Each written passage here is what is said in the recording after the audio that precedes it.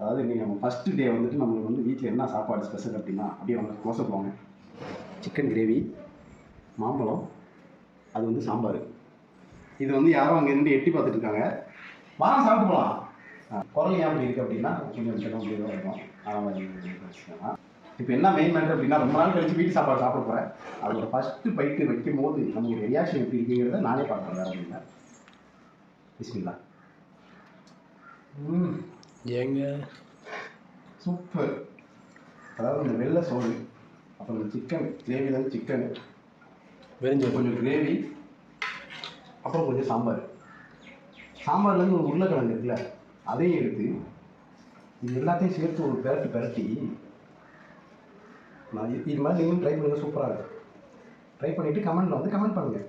இப்போ இதெல்லாம் வந்து ஒரு பைட் பண்ணோம்னா வேறு லெவலில் இருக்கும். இது எல்லாத்தையும் ஒரு பெரட்டுனா லைட்டாக போய் போட்டுக்கலாமா?